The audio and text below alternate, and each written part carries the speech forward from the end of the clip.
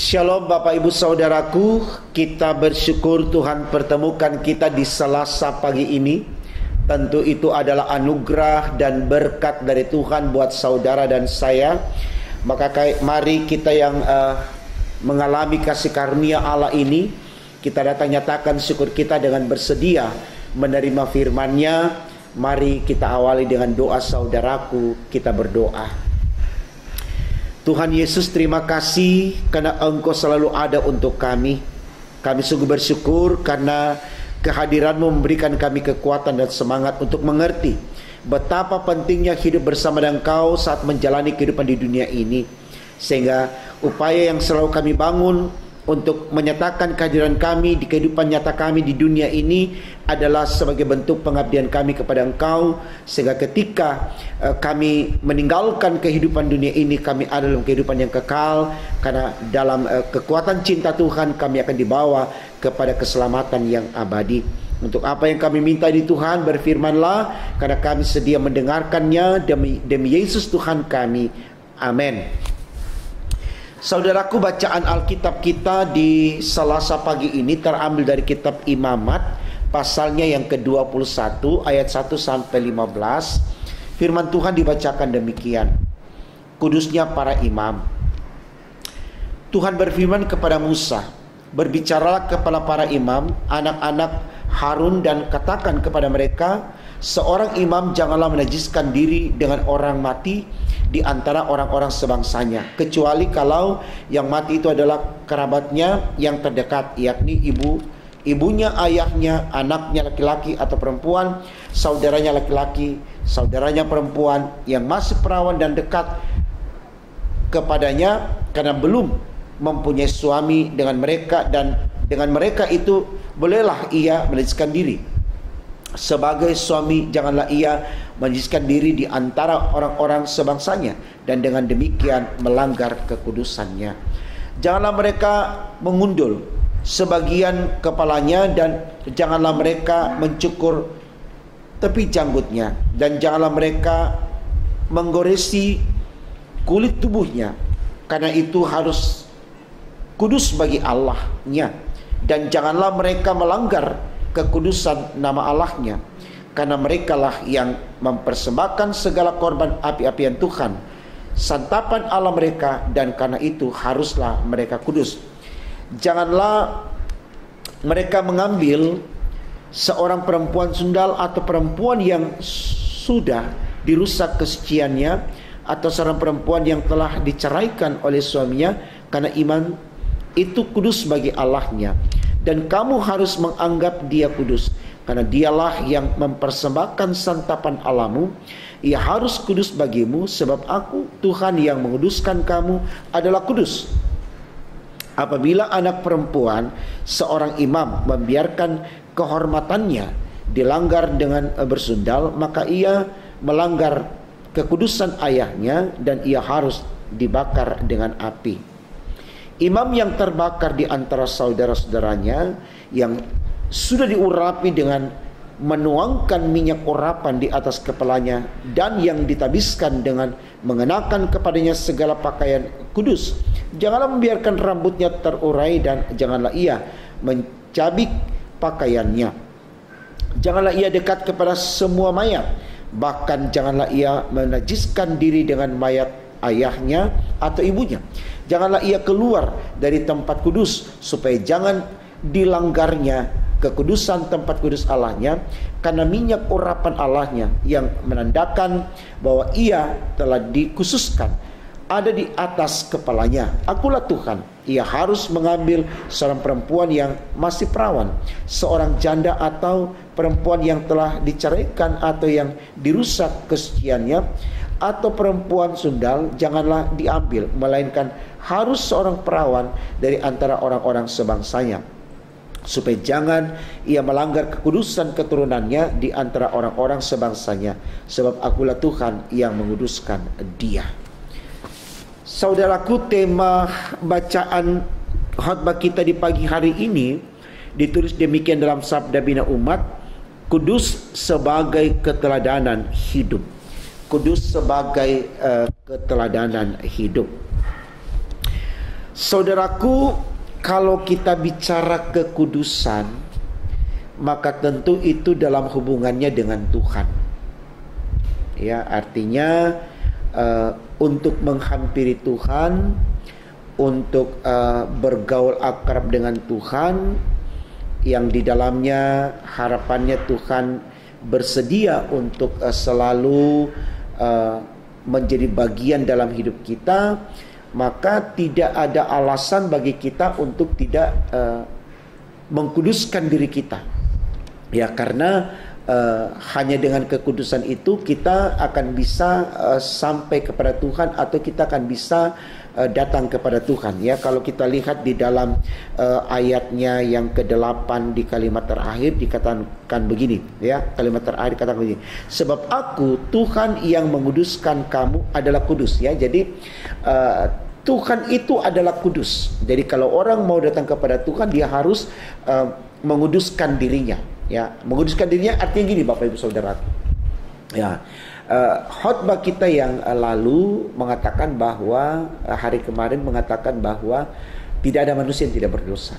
Ya, semua manusia berdosa. Ya, tetapi tidak berarti dosa yang ada pada kita tidak kemudian tidak bisa membuat kita kudus, tidak. Dosa sebesar apapun yang ada pada saudara dan saya tidak berarti kita tidak bisa kudus di hadapan Allah. Tentu bisa. Nah ini yang perlu kita tahu, ya. Bagaimana supaya kita bisa kudus di hadapan Allah, ya. Sementara kita sadar betul kita ada dalam dosa yang besar, katakan begitu. Dosa yang banyak, katakan begitu, ya. Ya. Jalan satu-satunya adalah pertobatan. Pertobatan. Artinya dengan kita bertobat, maka disitulah kita mengalami kekudusan dan akhirnya kita bisa datang kepada Allah. Tapi pertobatan ini benar-benar kita lakukan dengan ketulusan, artinya betul-betul dengan kesediaan yang jujur, yang benar-benar bertobat, gitu loh. Ya. Kita ambil cerita tentang Sakeus, ya, Bapak Ibu Saudaraku. Kita tahu dosa Sakeus itu luar biasa banyaknya, gitu ya. Kalau kita mau lihat dari perbuatannya yang suka mengambil pajak lebih dan seterusnya, ini kan dalam banyak hal pasti membuat orang sangat menderita, gitu ya. Tapi ketika Sakeus ada dalam perjumpaan dengan Yesus dan dia merasa bahwa untuk bisa selalu ada bersama dengan Tuhan Yesus, dia harus menguduskan dirinya. Nah, di situ terjadi perubahan drastis di dalam kehidupan Sakeus. Dia berkata dia akan mengembalikan bahkan 4 kali lipat dari apa yang pernah dia ambil dari orang-orang yang membayar pajak kepadanya, gitu loh. Dan Yesus tidak menolak itu, saudaraku. Walaupun orang-orang Farisi pada waktu itu berkata, bagaimana mungkin dia mengatakan dia Allah, Mesias, kalau sementara dia sendiri duduk makan dengan orang-orang yang berdosa, ya, masuk di rumah orang berdosa, ya. Tapi bagi Yesus bukan penilaian orang yang menentukan orang itu bisa kudus, tapi karena orang itu sendiri mau menguduskan dirinya. Jangan sampai saudaraku kita seperti orang-orang Farisi hanya bisa menilai orang, sementara kita sendiri tidak ada upaya untuk menguduskan diri kita. Mari kita ambil langkah seperti Sakeus. Dia berusaha di kerumunan orang banyak, dia berusaha bagaimana dia mau melihat Yesus. Dan Yesus melihat kesungguhan Sakeus. Dia katakan, turun, aku mau menumpang ke rumahmu. Itu merupakan satu kesempatan yang luar biasa bagi Sakeus untuk memahami, ternyata aku ini bisa kudus, aku ini bisa dekat dengan Allah, aku ini bahkan bisa duduk makan bersama dengan Allah di rumahku, ya. Nah, karena Sakeus memiliki kerinduan yang besar untuk bertobat, dan dia buktikan itu ketika dia sudah dijamah dengan Tuhan Yesus dan dia sudah bersama dengan Tuhan Yesus, dia meninggalkan dosanya. Kita ambil contoh lain, saudaraku, maaf, tentang perempuan pelacur, gitu ya. Orang-orang bawa perempuan ini di hadapan Yesus dan membuat perempuan ini sebagai terdakwa di hadapan Yesus, dengan permohonan yang luar biasa mereka meminta Yesus mengutuki perempuan ini karena dosanya. Ya memang Yesus harusnya mengutuk dia, tapi di situ Yesus tidak melakukan apa yang diminta oleh orang-orang tersebut, karena orang-orang itu merasa bahwa mereka sudah hidup kudus, padahal mereka sendiri pelaku daripada perbuatan zina yang dilakukan kepada perempuan ini, gitu loh. Sehingga Yesus katakan, kalau ada di antara kamu yang merasa lebih baik daripada perempuan ini, silakan lempari dia batu. Tidak ada yang bisa melempari, saudara. Kenapa? Mereka tahu mereka juga tidak kudus. Jadi ini seringkali kita selalu menjudge orang, sementara kita tidak bercermin dari diri kita. Siapa kita? Apakah kita sudah baik atau tidak, gitu loh. Ya. Nah, yang kita bisa lihat dalam peristiwa ini juga, di situ Yesus bilang, dosamu telah diampuni, pergilah dan jangan berbuat lagi, gitu loh. Artinya kalau kita sudah mengalami jamahan Tuhan, kalau kita sudah dilayakkan untuk datang bersekutu dengan Tuhan, jangan lagi menjadi orang yang jahat. Tidak sedikit saudara keluarga gereja, gitu ya, dia tahu Tuhan sudah panggil dia dan dia layak duduk dalam persekutuan, beribadah dan seterusnya, tapi masih gemar dengan mencemooh orang, menfitnah orang, ya, merampas hak orang, menzolimi orang. Apa arti ibadah kita, saudaraku, kalau kita hanya gemar untuk mencemarkan nama baik orang? Kita dengan bangganya menfitnah orang, ya, mudahnya kita berbicara tentang hidup orang tanpa kita melihat siapa kita. Kalau Bapak Ibu sudah ada dalam ruang ibadah, artinya saya katakan di awal tadi, berbicara kudus itu dalam hubungan dengan Tuhan. Berarti kita sudah kudus, betul loh. Karena kita sudah layak di hadapan Tuhan. Tuhan mau menerima kehadiran kita dalam ibadah. Jangan kita cemarkan lagi itu, ya, untuk hal-hal yang tidak penting, gitu loh. Saya ambil contoh, ya. Saya pernah angkat satu cerita dalam khotbah saya tentang setan dengan orang yang beribadah. Pada suatu ketika ada sebuah gereja, lalu kemudian gereja itu sedang menyelenggarakan ibadah yang begitu kusuk, sangat kusuk sekali, sampai terlihat jemaatnya ada yang menangis, ada yang benar-benar merasakan sebuah sentuhan Tuhan, sehingga tanpa dia sadari dia mengeluarkan air mata, sebuah penyesalan yang luar biasa, gitu loh. Lalu tiba-tiba lewat di depan gereja itu setan. Lalu setan itu berhenti dan mengamat-amati gereja itu atau ruang ibadah, tempat di mana jemaat beribadah, ya.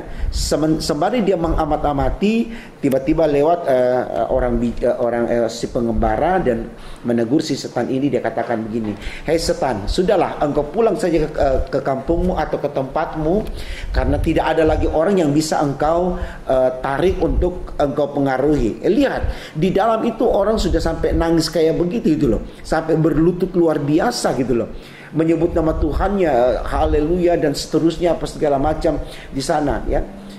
Terus setan itu bilang apa, Bapak Ibu Saudaraku? Dia katakan kepada si pengembara ini, "Benar kawan, apa yang kau katakan itu betul sekali," gitu loh. Mereka benar-benar kusuk sekali ibadahnya, sampai menangis sebagai sebuah ungkapan penyesalan, betul-betul merasa tidak layak di hadapan Tuhan. Tapi ingat, itu cuma 1 jam, paling lama 2 jam. Setelah mereka keluar dari gereja, mereka bukan orang seperti itu lagi. Ya betul saudaraku, sembari kita habis ibadah bernyanyi bla bla bla dan seterusnya dalam ruang ibadah, belum naik tangga gereja, belum keluar pintu gereja, kita sudah mulai ngegosip lagi. Untuk apa? Pada waktu kita ibadah kita begitu kusuk, tapi sesudah itu, masa sih? Oh iya ya, oh begitu. Waduh, saya bilang ini jadi perenungan bagi kita, saudaraku. Nah, ini jadi perenungan bagi kita, ya, supaya bagaimana kita mau hidup kudus, seperti tema khotbah kita katakan, kudus sebagai keteladanan hidup, ya. Artinya kalau kita mau diteladani, mari kita berbuat baik, ya, karena perbuatan baik itu identik dengan kekudusan. Dan ketika itu ada pada kita, kita layak selalu untuk datang kepada Tuhan, ya, dan Tuhan menerima kita, gitu, ya. Jadi saya pikir ini sesuatu yang baik sekali untuk kita renungkan, karena sadar atau tidak kita seringkali tidak memahami kekudusan itu sendiri dalam kehidupan kita, khususnya untuk diri kita sendiri, ya. Kita merasa bahwa kalau saya sudah ibadah cukup, Tidak apa-apa kalau kemudian setelah ibadah saya mencemooh lagi, saya menfitnah lagi, saya mencemarkan nama baik orang lain. Tidak apa-apa, yang penting saya sudah ibadah. Itu keliru saudaraku, itu pemikiran yang salah ya. Jadi kalau kita sudah beribadah berarti kita mampu mengendalikan diri kita. Kita tidak mencemooh orang, kita tidak menghina orang, kita tidak memperlakukan orang dengan semena-mena ya. Tapi betul-betul kita membangun hubungan, relasi, interaksi, komunikasi yang baik dengan sama dan tentunya dengan Tuhan ya. Jadi mari kita semangati diri kita bahwa kita ini adalah gambar Allah, kita ini adalah milik Allah, kita ini orang-orang yang dikuduskan oleh Allah, sehingga dalam kesadaran itu tidak ada alasan bagi kita untuk tidak berbuat baik. Selamat berjuang untuk itu saudaraku. Tuhan yang menyertai kita, Tuhan yang memberkati kita, akan memampukan kita untuk melakukan semuanya hari ini, besok, dan seterusnya. Tuhan memberkati firman-Nya. Amin. Mari kita berdoa. Terima kasih Tuhan untuk semua kebaikan-Mu. Pimpin kami dalam melangkah hari ini. Kami yakin, percaya, dan bersama dengan Tuhan kami mampu membedakan mana yang baik dan mana yang tidak baik, sehingga dalam semuanya itu kami selalu menjadi orang-orang yang kudus di hadapan Tuhan, dan kekudusan itu melayakkan kami untuk selalu datang dan menikmati berkat dalam hidup ini. Terima kasih Tuhan, ampunkan salah dosa-dosa kami Tuhan Yesus. Dengarkan doa kami, sempurnakan dan kabulkan, karena kami berdoa hanya dalam nama Tuhan Yesus Allah kami yang hidup, Immanuel. Haleluya. Amin.